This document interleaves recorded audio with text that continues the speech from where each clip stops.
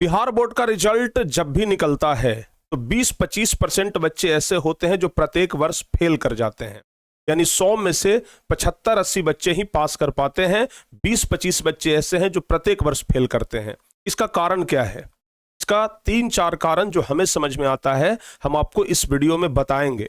और हमारा बताने का उद्देश्य मात्र इतना है कि वो गलती आप लोग ना करें जो गलती बाकी जो 20-25% बच्चे करते हैं, वो गलती आप लोग कभी ना करें। क्योंकि अगर आप लोग भी उस प्रकार का गलती करेंगे तो कहीं ना कहीं आप लोग के साथ भी प्रॉब्लम हो सकता है। तो इसलिए आज हम उन गलतियों से आपको अवगत कराएंगे जो कि लगभग 20-25% बच्चे करते हैं। आप भी बिहार बोर्ड के रिजल्ट का ना आंकड़ा उठा करके देख लीजिए, हर एक साल का, चाहे 2020, 21, 22, 23, 24, हर एक साल का ना आप आंकड़ा उठा करके देखिए, 20-25% बच्चे फेल कर ही जाते हैं। जबकि बिहार बोर्ड का पैटर्न इतना हल्का है कि अब तो भाई 50% ऑब्जेक्टिव और 50% सब्जेक्टिव कर दिया है। उसके लिए डबल ऑप्शन है, यानी कि 100 में से 50 क्वेश्चन आपको बनाना है।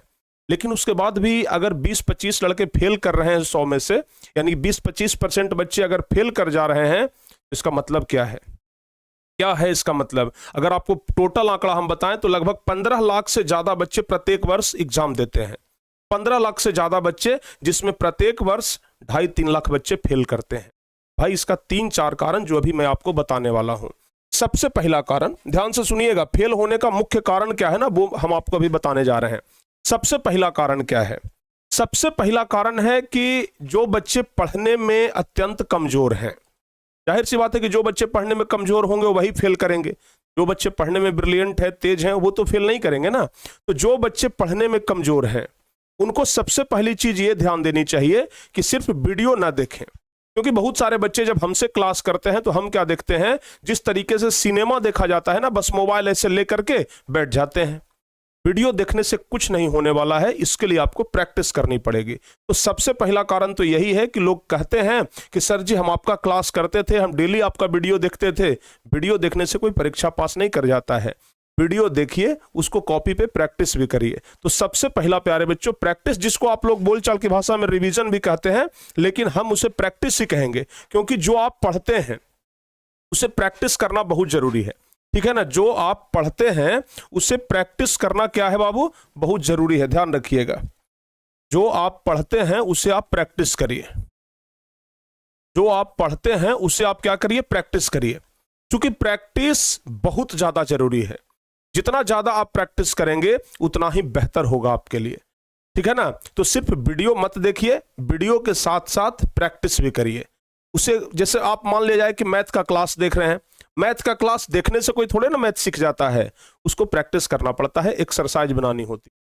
उसी प्रकार से अगर आप फिजिक्स पढ़ रहे हैं, केमिस्ट्री पढ़ रहे हैं, बायोलॉजी पढ़ रहे हैं, तो सिर्फ सिनेमा की तरह वीडियो देखने से कुछ नहीं होगा, उसको आप प्रैक्टिस करिए। अगर प्रैक्टिस करेंगे आपका नॉलेज बढ़ेगा, लिखने की क्षमता बढ़ेगी और आप कभी फेल नहीं कर पाएंगे। तो पहला कारण तो यही है। दूसरा कारण क्या है कि लोग बकवास चीजें पढ़ के जाते हैं। जो परीक्षा में आने वाला चीज है उसे पढ़ते ही नहीं है।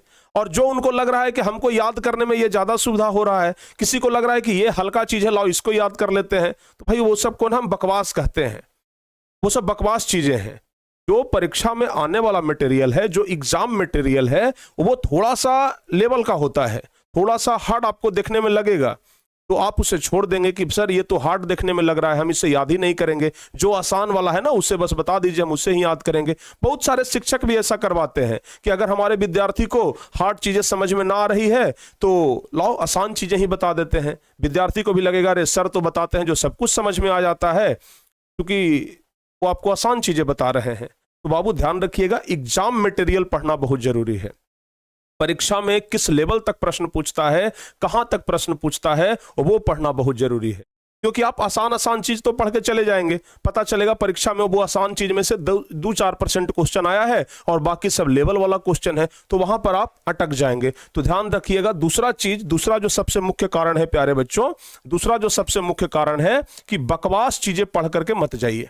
ठीक है ना? बकवास चीजें पढ़ करके मत जाइए, नहीं तो फिर आपका कोई फायदा नहीं होने वाला है। अगर एग्जाम देने वाले हैं तो एग्जाम मटेरियल पढ़िए, लेवल का चीज पढ़िए, जो एग्जाम में पूछा जाने वाला है उसे पढ़िए। बहुत सारे बच्चे क्या करते हैं, जरूरी चीजें छोड़ देते हैं। जरूरी चीजें छोड़ देते हैं। जैसे हम आपको एक फिजिक्स का एग्जांपल देते हैं, दर्पण सूत्र हो गया। दर्पण सूत्र हो गया, 10th क्लास वाले बच्चों को दर्पण सूत्र पढ़ना होता है 10th क्लास में फिजिक्स में, और वो एग्जाम में आता है, लेकिन वो उसका सॉल्यूशन 1 पेज 1.5 पेज में जाता है। बच्चे कहते हैं कि भाई 1 पेज 1.5 पेज क्या करेंगे इतना बड़ा देख करके, चलो इसको छोड़ देते हैं, और एग्जाम में वही पूछ देता है। तो जो चीज जरूरी है उसको नहीं पढ़ते हैं, और बच्चे किस चीज में अपना ज्यादा इंटरेस्ट दिखाते हैं, जिसका आंसर 1 लाइन 1.5 लाइन 2 लाइन में हो जाए, आराम से याद हो जाए, बस उसमें अपना इंटरेस्ट दिखाते हैं। तो सबसे बड़ी चीज ये है कि जरूरी चीजें को मत छोड़िए, जो जरूरी चीज है उसको आप 100% पढ़ के जाइए। अच्छा, उसके बाद अगला कारण क्या है कि बच्चे क्या करते हैं कि पढ़ाई तो करते हैं लेकिन लिखने से बड़ा डरते हैं, लिखना नहीं चाहते हैं। उनके पास इतना इतना किताब मिल जाएगा, लेकिन कॉपी एक आध गो मिलेगा, और उसमें भी 1 आध 2 पन्ना लिखा हुआ है, बाकी सब छुटा हुआ है। लिखने का प्रैक्टिस ही नहीं है उनके पास। एग्जाम में आपके पास कितना नॉलेज है ये प्रूफ करने के लिए आपको लिखना पड़ता है। एग्जाम में कितना नॉलेज है आपके पास, इसे प्रूफ करने के लिए कॉपी में लगातार 3.25 घंटे लिखना पड़ता है। तो भाई अगर आपको 3.25 घंटे लिखने का प्रैक्टिस नहीं है तो फिर आप कैसे कर पाएंगे? आपके पास कितना टैलेंट है इससे आप कैसे दिखा पाएंगे कॉपी जांच करने वाले को? आपके पास कितना टैलेंट है ये आप कॉपी पर लिख कर कहीं दिखाएंगे ना, और लिखने का ही आपका प्रैक्टिस नहीं है, तो वहां पर एक कारण बन जाता है कि अगर आप लिखने का प्रैक्टिस नहीं है तो जाहिर सी बात है हैंडराइटिंग बढ़िया नहीं होगा। लिखने का प्रैक्टिस नहीं है तो लिख नहीं पाइएगा बढ़िया से, तो फेल करने का चांसेस वहां पर बढ़ जाता है। और बार बार हम यही कहते हैं कि लो लेवल क्वेश्चन पर आश्रित मत रहिए। बहुत सारे बच्चे लो लेवल क्वेश्चन पर आश्रित हैं, जो कि आपको कुछ देर के लिए तो आराम पहुंचाएगा, देखने में तो लगेगा कि अरे ये सब तो एकदम हल्का हल्का क्वेश्चन है, आसान आसान क्वेश्चन है, बस चुटकियों में इसको बना लेंगे, लेकिन वो लो लेवल क्वेश्चन आपको लो कर देगा। वो ये मतलब जो लो लेवल क्वेश्चन आप पढ़ रहे हैं ना, वही लो लेवल क्वेश्चन आपको नीचे गर्त में लेकर के चला जाएगा। तो अगर कहीं पर भी आपको इस प्रकार का क्वेश्चन देखने के लिए मिल रहा है कि वो एकदम लो लेवल क्वेश्चन है, तो एक बार क्वेश्चन बैंक से आप जरूर मिला लीजिए कि क्या इस लेवल का क्वेश्चन परीक्षा में पूछा जाता है, और अगर हाँ तो फिर आप उसे पढ़िए, अगर नहीं तो फिर उसे छोड़ दीजिए। क्योंकि ये सब मुख्य कारण है जिसके वजह से बच्चे क्या कर पाते हैं, नहीं परीक्षा में पास कर पाते हैं। चौथा सबसे बड़ी चीज, तैयारी तो खूब करते हैं लेकिन अपने आप को जांचते नहीं हैं, मॉक टेस्ट नहीं देते हैं, कोई भी सेट प्रैक्टिस नहीं करते हैं। भाई हमारा तैयारी कैसा है ये एग्जाम के पहले हमें तो पता चलना चाहिए ना। ऐसे नहीं ना कि बस पढ़ रहे हैं जाके परीक्षा में बैठ गए, इससे कुछ नहीं होने वाला है। इससे तो यही होगा, एक्सीडेंट हो जाएगा। फिर तो यही होगा ना, बस मोबाइल में देख लिया कि गाड़ी कैसे चलाया जाता है और जाकर के सीधे गाड़ी पे बैठ गए कि लाओ भाई अब गाड़ी चलाते हैं, एक्सीडेंट हो जाएगा। तो इसलिए परीक्षा में जाने से पहले ढेर सारा सेट प्रैक्टिस होना चाहिए, मॉक टेस्ट वगैरह दीजिए, ताकि परीक्षा से पहले आपको यह पता चले कि हमारा तैयारी किस लेवल का है। अगर आप ये सब चीज कर पा रहे हैं तो आप कभी भी फेल नहीं कर सकते हैं, कभी भी आपका कम नंबर नहीं आ सकता है। एटलीस्ट अगर मैट्रिक या इंटर का एग्जाम दे रहे हैं तो कम से कम फर्स्ट डिवीजन तो आना ही चाहिए, फर्स्ट डिवीजन निश्चित तौर पर आनी चाहिए। तो ये सब कारण है जिसके वजह से बच्चे जो है ना वो 20-25% फेल कर जाते हैं, क्योंकि 20-25% बच्चे यही सब गलती कर रहे हैं।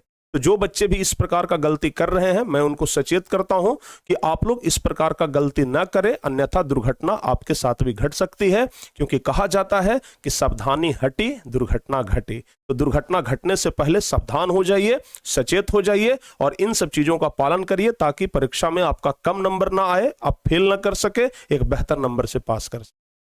उम्मीद करते हैं कि ये वीडियो आपको अच्छा लगा होगा। इसी प्रकार के वीडियो को देखने के लिए आप जुड़े रहिए टारगेट बोर्ड के साथ। और हाँ, अगर आप लोगों की तैयारी अभी आधी अधूरी है तो आप लोग टारगेट बोर्ड के क्रैश कोर्स के साथ जुड़ करके पढ़ाई कर सकते हैं, क्योंकि क्रैश कोर्स अब स्टार्ट हुआ है तो वहां पर आप लोगों को बेहतर फायदा मिलेगा और एग्जाम में आप बेहतर नंबर ला पाएंगे। तो अगर आप 10वीं 12वीं किसी भी क्लास का स्टूडेंट हैं तो क्रैश कोर्स में मिलते हैं किसी और वीडियो में। तब तक के लिए जय हिंद, धन्यवाद।